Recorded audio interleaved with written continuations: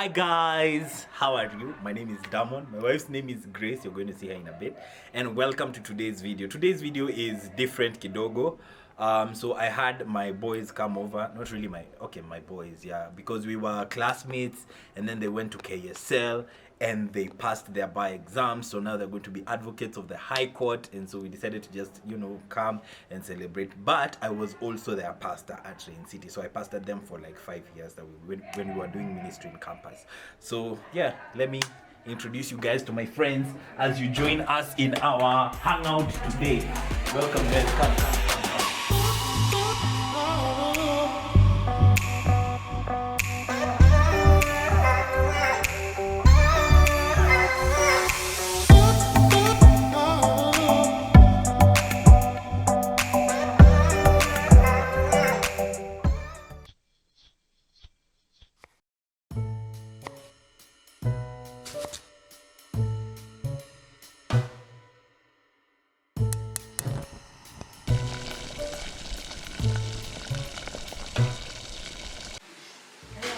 This is Hi guys.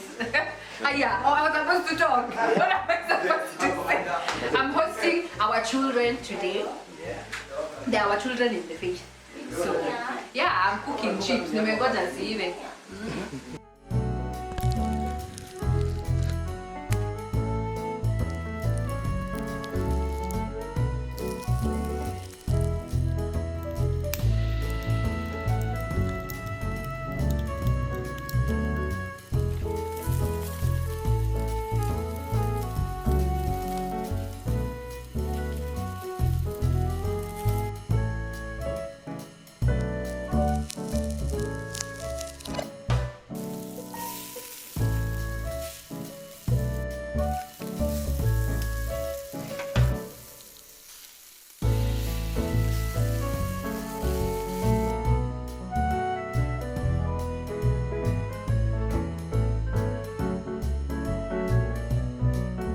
Introduce you to my guys. So this is the one and only. Introduce yourself. Saka, his friend. Yes, thank you. Welcome to our channel. No, not channel. No. Welcome to this show today. And Cantona, brother, welcome. Thank you for hosting. thank you for Give thanks. Introduce Bill, aka Okelo, aka Joshua. Sawa. Ni hivyo. Nimejintroduce. And then last but not least, yes, chairman. kwa majina naitwa Joroge Wanyama. Kaka pale nyama pale Kamakis. Huyu ni mchungaji wangu. Ameniita leo nikuje nimchomee nyama. Na tunaona tumepata mabavu. Nataka kama ile bavu ile itolewa kwa hivi. Anyway, my name is Ian Tunduria. Yes. And karibuni kwa this channel today. I see channel special edition. yes, this one is Boys Take Over of the channel.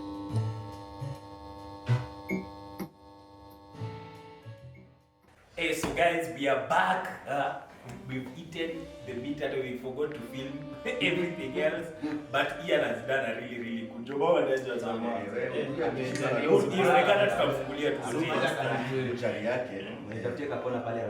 And by the way, guys, he's still single, so you can check him out on Instagram if you're interested and if you're eligible. All of them are eligible bachelors, I think. I'm not sure.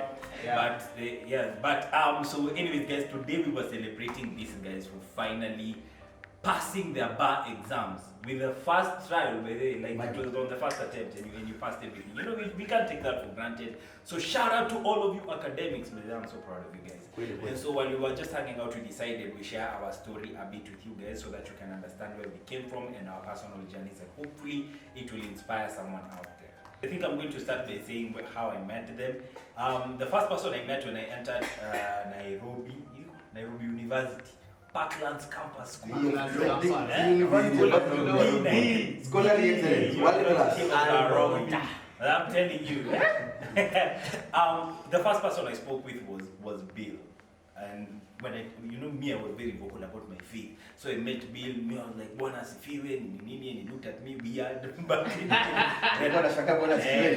Then he asked me, kwani umeokoka? Nikamwambia, nikamuuliza, wewe umeokoka? Akasema, Then we moved on. I honestly didn't think there were people who were so open about their faith, especially people our age. Wow. Because you are like, oh, hey, praise God, and you were like, ah.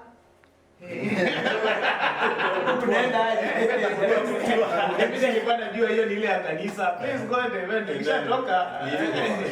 then funny story, by the way, had not spoken with anyone else in the class. So I was the only person who spoke to him, so I was the only friend that he had at that time. The only friend he had was the one who sang, Bwana sifiwe, vocal about to explain. Yeah, and him, he wasn't born again. And then the next person I had a conversation with was Kisaka. I think Ian alikuwa na katu rich kid fulani. Alikuwa na katu msee ameomoka nini. So yeye alikuwa na gari peke yake hizo siku. By the way, Subaru.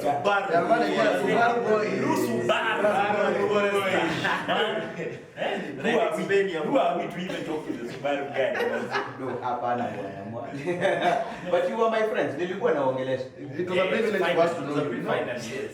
Mimi napanga mtu ya down to sex.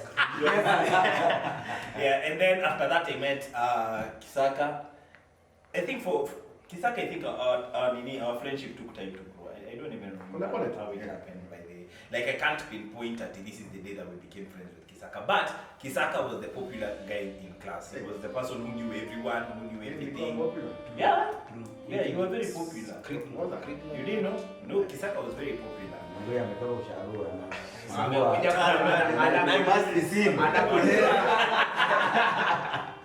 And then I met Cantona. Cantona alikuwa boy wa maluku. Hey, chocha. Then alikuwa anapiga luku. Anapiga luku ni kama mkoseo. Hey, Cantona alikuwa anapiga luku. And then me that time, I was an aspiring artist. So I approached him. I told him, hey bro, mazi unajua kudunga bana. Nisaidie tu kudress up. I have a video coming up. Can you help me to dress up? Then akaniambia, don't worry, I will style you for that video. And true to his word, I went to where he was staying and he gave me clothes, I remember. And then when I went to take them back, he said, no, you can keep them. And it was a leather jacket.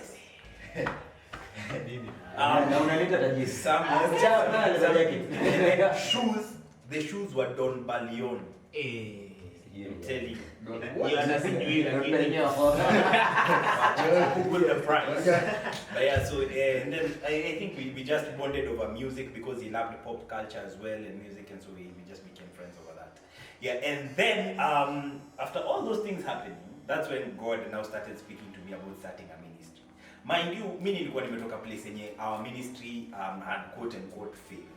And as you saw in our previous video, like the pastor that we were subscribing to, like you see how, like when we were at Rain City, it's like you guys hearing a story that I was sleeping with girls from Rain City and then breaking hearts and doing all those things, and then stories coming out. You get things like that. And so for me, it was very hurtful. And not only that, I confided in him personal things. Like, you know how you can come and tell me your personal stuff, and then I go and share them with somebody else. So it was like really, really painful for me. So at that time, when I came to that class, I decided I'm done with ministry. I am not doing this thing. And then I met these guys, and particularly God spoke to me concerning ministry because of Kisaka. Funny story, I don't know if you know that. But it was, I don't know, because let's just admit, all of us when we met, me, that was my story. I think maybe you can share where you guys were. But I know for sure, these guys were not going to church if I'm not talking. Him, he was. But Dad, I was going to church. In the window. I was trying. I was trying. You were trying. I was trying. I was not even trying. And I was there. Where is that? Elevation Ocean.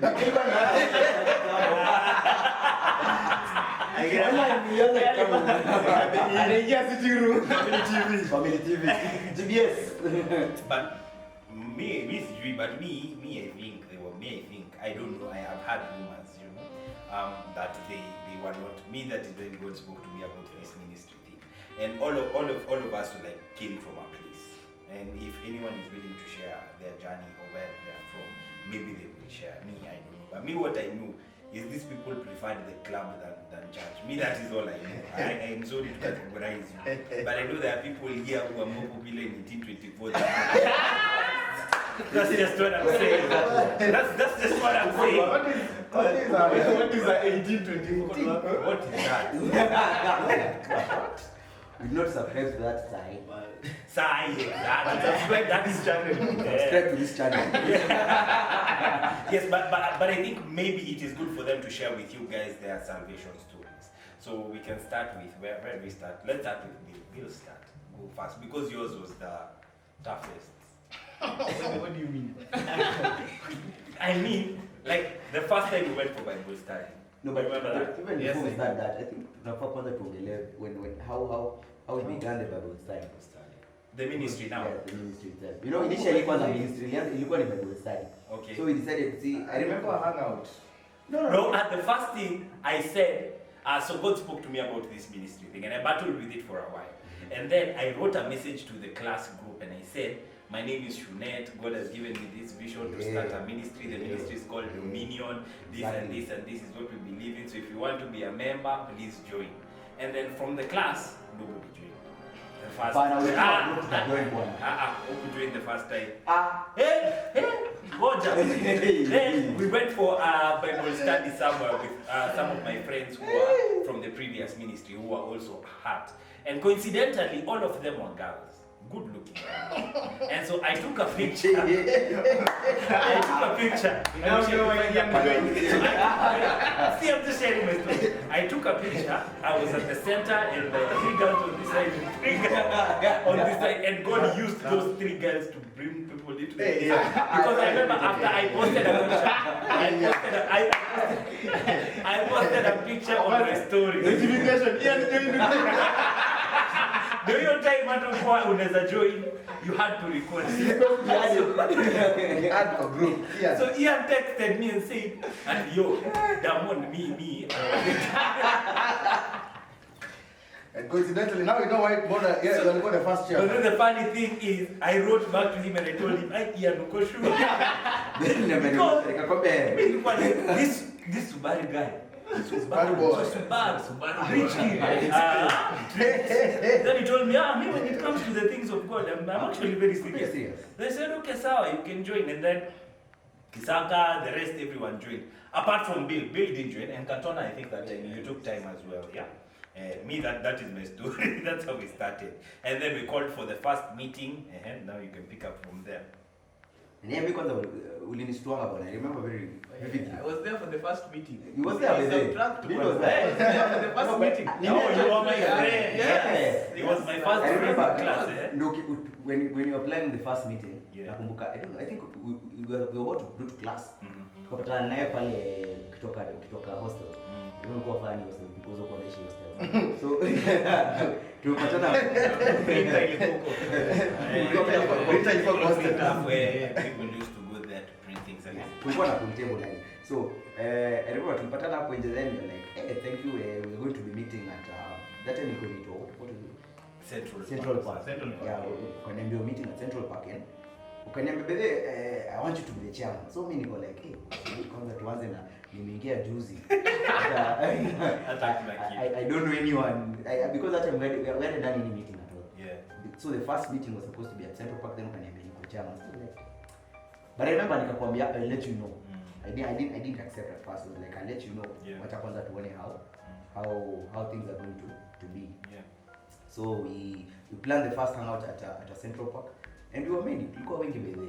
You know, I still have those pictures. Yeah. But I'll send you come on as a I can insert them. Yeah. We were many. Tulikuwa a big group of guys. Tulikuwa pale Central Park. Tunakaa. Ukiangalia pale wengine wetu tulikuwa na mandevu. You know. Okay, kuna nyana bado. But yes. But from then on, I think it has been a really nice journey because I can say for sure, without any fear of contradiction, that I can my level of faith from that point rose up or took up. So in the dive we went chini, so kwenda chini. Took a turn for the better. Took a turn for the better. It drove up. Yes, it drove up. And I want to say, yeah, and I want to say specifically, just thank you to Shunets, because there are some things that we have done. We've made our missions in Ojama. We're going to missions. We are going to what are they called? Challenges. Yeah, challenges. Yeah. And some of them have been very notably, and I cannot. Some things in Ambiangawatu, you just have to experience them to understand. Yeah. Because there are things that we used to experience when we go to these missions that unajaribu kuexplain ya mtu elewe unamwambia nini, mtu elewe unamwambia nini. But for me, I understand why I'm telling you this, because there are some things that will go on that are happening and you're like, yeah, this is not good. Because when we high school was not a serious CU. It's mean when I CU do your trips to start. High school because many people in CU actually do that. Yes. Do CU too. They used to travel a lot when mashule zingine je weekend challenges and so the weekend challenge was Friday, Saturday, then on Sunday other schools join. Yeah. So Sunday okay, still quite I'm sorry to chairperson but Sema high school ilikuwa gani? Hapana bwana, I do not expose bwana. Sema I was in a national school, so that's the better. But anyway, yeah. So I can say from that point, ukiingia pale and you see the people who are in CU, and you can actually pinpoint those people who are serious and those people who are not serious. I remember there's a time tulikuwa tumeenda utumishi. The time tulienda utumishi, then we were with you and was it Pastor Kibo? I think we went with some other guy. Nakumbuka when the CU guys came in, nikaangalia TV and they were like two boys, nikakuwa like this it's siko ubaya, but they're not like so serious in the things that they're putting in. But I was like, it's okay. At least you know when you put yourself in a place where people are discussing about God, or people are discussing about trust and faith and salvation, I think it just aches your heart. Yes. It just aches your heart. You just want to listen more and understand what these people are talking about. Because when I joined NTT, I would like to. When I texted you, I was not that serious, Sanati. I want to go in. Alikuwa pia bado ni CU at university. But nilikuwa na CU so tembea. You know, I saw the people who are coming for weekend challenges and nilikuwa nanya say, hey, these people are having fun. Just tunakula githeri huko na pikiwa pale special diet. So so ulikuwa unataka kwenda hiyo. Outline. You kweli. But you see when you came in there, and I want to thank you, Damon, special thanks, because when you gave me the title of chairman, being the founding chairman of Dominion, you know, you gave me a certain responsibility that I had to act a certain way, so that even the people who are there with us, the people who are following us or joining us, needed to see the face of Dominion in me, in you, in Kisaka, the people who are the leaders there, because the leaders portray a lot of what the ministry is about. Yeah. So having the leadership position, yes, had a serious significance over your true your because challenge. there's some things I wouldn't do knowing I'm the chairperson of the meeting. So if I do these things and there are people who are there who are following me, they'll be like, mbona huyu jamaa anafanya hivi na sisi tunakatazwa. You get? So I really had to do like a serious shift in the things that I do, you know, so that at least when you're out there with people and they see the things that you're doing, at least they understand that the ministry that they're coming into is a serious ministry. It's not a joke, you know. So that, as you say, the leadership is really, really important in anything that you do. So when you said when you left your previous ministry, it's because of the leadership, you know. And I believe if the leadership was strong at that point, I don't think we'll be here discussing having this video. Because you see, it's through that made you realize that leadership is really an important part of a ministry or anything that people do. Speaking of leadership, I am, by the way, personally, I usually confess this. I am a very good preacher. I'm a very powerful preacher, but I'm a very terrible leader. I don't know how to lead. And that has always been my weakness. But the funny story is the person that God sent into my life to feed that gap, to fill that gap of being a leader was none other than Kisaka. So Kisaka, you can share your story because after Ian was the chairman, then under him was Kisaka. So I think in terms of leadership, I'm probably strong all that time. He was the chairman. I think I was one of the leaders without a portfolio. One day I was a treasurer. The other day I think I was secretary. I generally was just generally doing hizo vitu zote, and I think it's also from the background that I had from church, because much as my dad is not a pastor, watu bado wanasemanga mimi ni mtoto wa pastor, and so I think from the upbringing and then now meeting with Damon, and I know many people watching these videos, and it's gonna cause a lot of questions how the four of us are here, and how or why would be quote unquote qualified to be talking about ministry. I mean, it's I think I tend to feel that this is a journey. It's a journey. Everyone is at a different level in the journey, and the worst thing, and I think is the next topic we're moving into after leadership. I think the worst thing would be to call out someone and to judge and be like, lakini wewe nini and all that. So so I feel like you have given us that platform, and as you said, with leadership comes great responsibility. Once you're put on the spotlight, then you need to act a certain way, behave a certain way, speak a certain way. Hata saa zingine ukienda pale inabidi unajificha ukiona watu unaingia kwa makona. Just to interject a bit, I'd say this. I think my model of ministry and how I view a relationship with God is very different from many other ministers, because personally I come from a place where as a leader I've always felt unworthy, like you guys have said. But the funny thing is, when you said that some people would see this and think, why is he qualified to talk about these things? The truth is, we are not qualified, all of us, but we have a God who has qualified us for that position, and it doesn't have anything to do with your behavior or with what you do. You know, that's the funny thing. So the model of God reaching to people has never been about behavior modification. It has always been about having a relationship with God, and then that relationship in turn and over time it will begin to change you. And so when I started the ministry and I put these guys as leaders, there were people who were in church circles, and there were my friends who were ministers who were questioning my action. They were like, hey, you're putting people who are not even, like, these people don't have, they don't speak in tongues, they don't do what, they don't do this. Like, from a physical eye, you would see and think that this person is not qualified. But me, I was just obeying the voice of God. God said, make Ian chairman, I made Ian chairman. God said, Kisaka is the CEO, Kisaka is the CEO. God said, give Bill responsibility. That is what you're going to do. God said, tell Cantona to do service. I just did it. And for me, it has never been about ati behavior yake itakaje na wase wengine. It has always been, has God spoken? What has God said? Me, I'm just going to obey that voice. And I just wanted to interject and put that in there. Just throw it in there, Briefly, just to go back before the ministry was created, just a snapshot of my quote unquote friendship with, not quote unquote, my friendship with Shunets. So let me just go back a bit. There's one time we had a class, and then UN being UN, not to bash UN, but the class bounced. The lecturer wasn't coming. So usually when the class bounces, you find another plot. So at your time, I'm just, you're fresh in campus, you're in first year, and you've seen the university life in movies and everything. I've had people who've been in university wanakwambianga venye that's the best part of your life. So Shunets akaniambia, sasa juu class imebounce, si tutafute plot ingine. And I'm like, easy, mimi I am ready. Shunets akaniambia, so si 200 PS. Nikamwambia, yeah, 20 PS. And nilikuwa najua base fulani hapo tao, hazina tawa zangu kwa nikasema hapo pia FIFA inashika mbaya sana.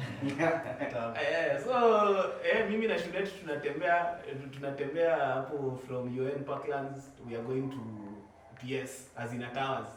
So tunatembea tunaenda kidogo tumefika Ngara. Shunets akaanza kuniuliza, Bill, are you saved? Sasa hii conversation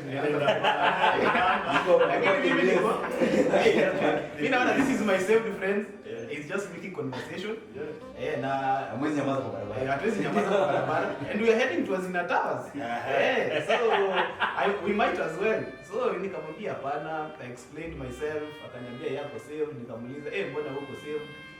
He told me a back story, akamwambia juu high school yake. So hata hiyo ili build friendship yetu kidogo, because to get back story of each other. Sasa tumefika pale round hapo UN sasa the main university. Sasa unajua ukienda mali ya PS you're supposed to cross the road. Sasa mimi naona tuna cross barabara hii side nyingine. Sasa mimi najiuliza ama yeye anajua place nyingine even better yes. Sasa mimi wewe ni rafiki yangu. Sasa I've known him for like a week. Yeah. I trust my friend na namokoka kwani nitakufanyia nini? Hakuna. Si twende. Kidogo nikaona tu tumeenda tukaingia kwa kanisa. Ile hii church inaitwa St. Andrews. Tumeenda tumeingia St. Andrews. Sasa mimi nashangaa amekuja kudrop kitu. Ama wajazetani kufungua base ya FIFA. Youth mission. Ama ni youth mission. Hapo sasa tumeingia St. Andrews tunapita tu tukapanda mahali upstairs. Alafu akaniambia Bill, welcome to BS. Nikasema Kuchezo. Kumbe ni mimi nilisikia kwenye nataka. Mimi ndo nilisikia kile nilikuwa nataka. I said BS Me, I had BS. So, because honestly, at that level, who will tell you let's go to BS? I know. I never thought someone would ask me to go for BS. And honestly, that was my first ever Bible study. I have never done any Bible study before that. So I had no experience of Bible studies. How when inaenda. Alafu nimekuja hapo, everyone is so friendly, hadi nashangaa. Kwani mnalipwa kwa friendly? Hi. Oh, hi. How are you? Nini. I honestly, I really had a good time. Your Bible study. I had a good experience with that Bible study. The next time aliniambia, yes, I did not hesitate. Nilimwambia, tuende. Let's go for BS. Cause mimi personally, when I was growing up, I knew there was a God. My parents, yes, they believed there was a God, but we never used to routinely go to church. Mimi personally, going to church was something nilikonga nasikia. Let's say when you go to school, your classmates wanakwambia, by the way, on a Monday, on Sunday tulikuwa church nikapatana na nani. So me I felt it was like a hangout that I was missing out on. So hata ile nikienda there's a few times nimejipeleka church. But sasa mimi nilikuwa naenda hiyo church and I don't know anyone there. So mimi naona kila mtu amenyamaza na nini. I have a bad experience and I never go back. And on Sunday hakuna mtu atakwambia ati welcome I'm a Bill, go to church. Or I didn't have friends who would call me at go to church. So I really never had that experience until Shunets came along. and I think also it speaks about, it's a responsibility that we have as believers. True. Because it's easy for you to assume, and I feel like that is the easiest thing you can do as a Christian, is to just have your faith and just keep it to yourself and don't tell anyone. But I had an illustration the other day. There's a lady, a girl I follow on Instagram, and it was something McLean, I think something like that. She's an actor, and she was just giving a story. So she's been vocal about her faith on Instagram, and then people were coming at her for sharing her faith. You know how social media is these days. Why, if you're saved, why don't you just keep your salvation to yourself? Why must you force your beliefs on me or force your salvation on me? And she gave this backstory. She said that, say we are hanging out like this, and then me go outside to the backyard and I see a snake. Then I come back and we hang out, and Cantona says, hey, Damon, let me go to the backyard, I'm coming back. And I said, oh, you're going to the backyard? Asa, what, Tonan. Then he goes and he gets bitten by a snake. Then he comes back and says, oh my God, nimumwana nyoka. Then mimi nimwambie, Niliona. akamwambia, niliona, nilikuwa hapo kwa backyard. What will his next question be? Mbona kuniambia? Then nimwambie, I just didn't want to force my beliefs and my opinions on you. I just wanted you to form your own opinion. And so I think what Bill's story is bringing out is that aspect of a responsibility as a believer for you to share what you have with somebody else. I usually say that having salvation is the best thing that you can have, because think about this. Now you have a God that you can go and talk to. You get, regardless of how it is. Now imagine somebody else does not have that. Like them, when they're going through something, it is just them. They don't have the prestige of having a God that they can go and pray to when they're down, like in their down moment. I get it. And so I feel like we have that responsibility. Cantona, go.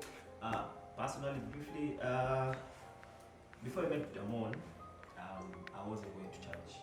Like my faith was so low. Like I just used to mind my own business, not talking to God. But in our family, I was raised in a Christian family.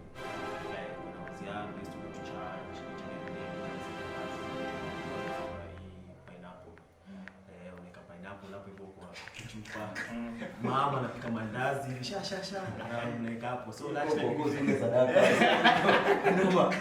Sadaka. Kule chapuzi kule sadaka. Alafu najua my grandmother used to come to Nairobi, and she used to actually, there's a time ali relocate to Nairobi. Alikuwa wale wa grandmother wale wa punk. So Now we know where it comes from. wanaishi South B, Azina, hizo vitu. So we used to go to church. Like she used to tell my mom, like bring my grandchildren go to church, me and my bro. So after some time, I went to boarding school, class 6, it was a Catholic school. Then from 1 to form 4 nikamaliza, fall out to like nikakaa tu. So I met you, then you told me about this ministry. Then nikakaa chini nikasema ni sawa, nimesikia, nikamwambia nakaa. I took time. Then there's a time to chill, like me Bill to go here. Hey, by the student Bible study. Okay, twende. Actually this guy is, I came because nikasema if these are my friends, baona nisijaribu kutona tu. Like we can do any other thing, we can go for group studies and everything. Why not now? Like why not now? So I started coming, and step by step, progressively, nikakuwa touched, and my faith grew, and I built, I started a relationship, personal relationship with my God, and each and every time when I was low, when I was thinking about anything, like I managed, I was able. Like life is like that. You can be up, you can be down, and you have to have someone to talk to. Even before I call to do this, even before I call you, I have to talk to God and ask God, God, tell me, is this okay? Am I doing the right thing? Am I facing this because of my sins or because of something that I've done? You see? And I started knowing that there's a supernatural being that cares about us, you see? So, and that's how my faith has grown each and every day. And like my friend Saka said, like the people who say that, you're not worthy to be here and talk about faith and talk about Christianity. But you know what? I'm a Christian, and I have faith. I have a personal relationship with my God. Whether you like it or not, whether you think that I'm not worthy, you're entitled to what you think is right and what you think is not right. And that's your voice. But my voice, I know I'm worthy. A chance to have a relationship with God. And that's ideally what human beings should have, like a special relationship with your supernatural being. And people will come at you, they'll judge you, they'll say that you're preaching water and you're drinking wine. You're drinking tangerine. So yeah, but people, it's so easy for people to say that God can forgive them and not accept the fact that God can also forgive someone else. So I had a journey, and we all have our journeys, and my journey was tough, and I'm so grateful I met you, Damon. You have this style of worshiping, and it's so conducive, and it resonates with our generation, because we are growing, different generations are coming, so you have it, and it's so powerful. And even the older generation, I've attested to it. The older pastors usually come, and you're being asked to go and preach in other churches. You see, because it's unique, and that uniqueness, keep up with it, grow with it, and everything will be okay. And I'm so grateful for helping us being where we are when it comes to our spiritual beliefs. Guys, you're going to make me cry now, man. Umekuwa emotional. I feel Not but it's emotional. only the grace of God to be honest. And I feel like God had a unique purpose with each and every one of us, because if you think about it, like how the whole thing happened, it was like just God planned everything. It couldn't be any other way. So we thank God for that.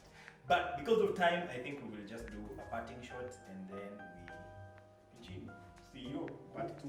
Nimeitwa CEO and many other names, but for my parting shot, I would just want to leave you with one statement that goes, or one phrase or quotation that says, "There's much to be done, yet so little has been accomplished." So we all need to get going to realize the good things to be. There's actually a scripture in the Bible that says that the harvest is plenty, but the laborers are few.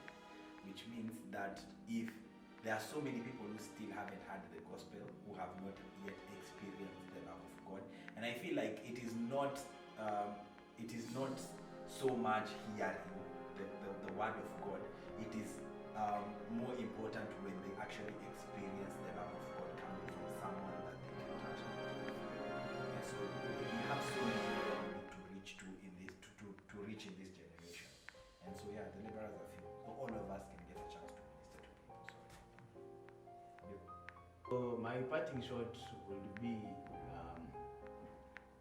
if someone else can do it or has done it, I'm sure this applies in every aspect of life. You can also do it. So in my own experience, grow up in a faith family.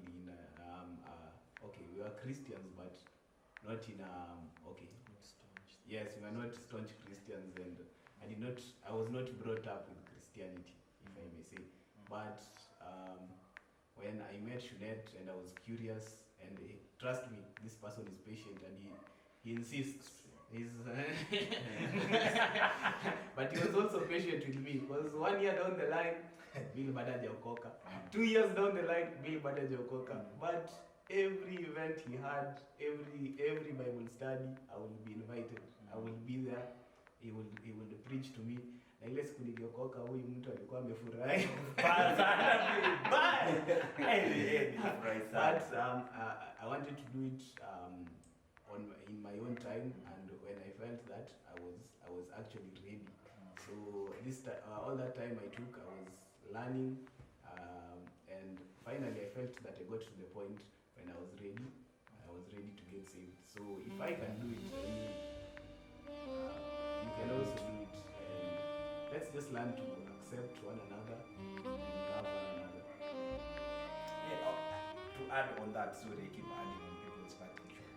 But I was so happy when David gave his life to Jesus. But the day that I was really, really happy was when one time he called me and he told me, "Yo, Damon, I was praying yesterday at night and I felt the presence of God in my space. Like it was so heavy and it was so tangible." That day is when I knew anyway, God is only God. Because no man could save me. Not like a people. Don't mind them. That's just how we make fun. But like Bill is not a person that you convince with sijui charisma ama sijui what it is. You don't convince Bill with sijui how you sound ama nini. So that finally happened. It was amazing. And last but not least, we have to respect the anointing, the chairman. Can't he? Yes, 3 points. 3 L's. 3 L's. 3 L's.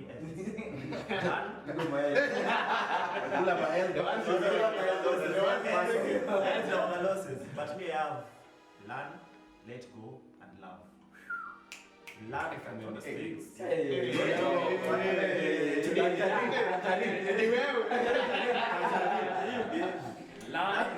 Learn, let go, love.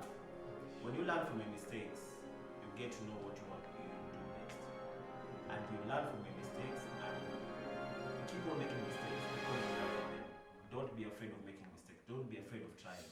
And after making that mistake and you've learned from it, let it go. Don't dwell in the past. When you let go, love. In this life, love. When you love, you do everything. And you live a 5 minutes, like each and every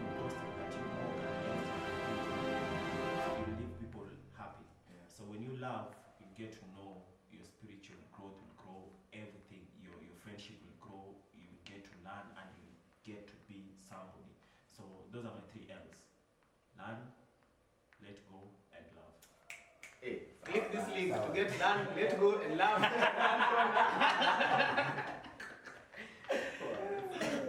Yeah, I think first of all I'd like to say that a big thank you to Shunets. There's a quote that goes, give people their flowers while they're still around, they're still alive. So I think I just want to take this special opportunity to just tell you, Damon, thank you very much. You know, at least I'm so sure as you've all heard, Manze, you have shaped each and every one. Someone at least a point in their life, you have shaped them very significantly. And I just want to thank you. Just continue to do. Glory of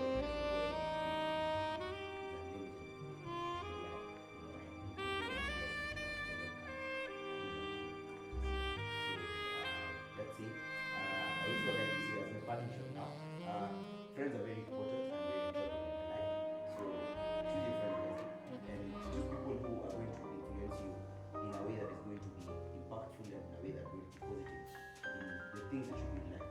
You know, in life, life is a 360 affair. You have work, you have friends, you have other things to do. Then there's the whole supernatural or the whole faith thing that you have to get into. The whole salvation life. So get friends who are going to push you towards that life. And for a fact that once you get saved, once you get into salvation, so you understand the works of God, the things that God does in your life. When you start to pray, when you start to believe, when you start to see grace pouring into your life. So as a parting shot, just say prayer works. Serious prayer works. So at least just when you feel it, sometimes God is the only friend that you can have that will listen to you without judging, without any kind of condemnation from your side. You know, you tell your friend something, Kesho you may talk and but God will always be by your side and keep you safe by your side. So just choose your friends wisely. And the last thing I like to say also, when you're given anything in life, be it a responsibility, be it leadership, be it whatever you're given, take it to God heart. Because sometimes I ask myself, how can you give be where I am right now? You know? So there are things that I will not be doing that I'm doing right now. So when you're given any kind of leadership to take, ukiambiwa hata kama ni kufungua WhatsApp, uambiwe tu ufungua tu WhatsApp. Take that's people who have shown faith in you, believe in you, and have said, you know what?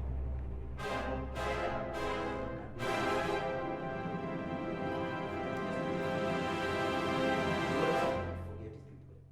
That's something I want to say. God atakai kudaiwa. Thank you. There's a sermon by the way did on that. God atakangi madeni. Yeye anatakanga malizana na yeye haraka ukienda. Unawezaona haja kulipa lakini ashakulipa. You can never sit down and you say know, God. and there's a famous quote imekuwa ikirana around Twitter saying that what you're living right now is a prayer that you had some time back. Yeah, it's true. You know, and it's very true. So nakumbuka Kisaka went to KSL before us. And nakumbuka when they did their exams, a lot of guys walikuwa wamepata 9 P's wamepita. And nakumbuka tukakaa tukasema tulikuwa na bill by the and Kantona that time. There's a place, a very famous place in Gate C. It's where kuna library. Yes.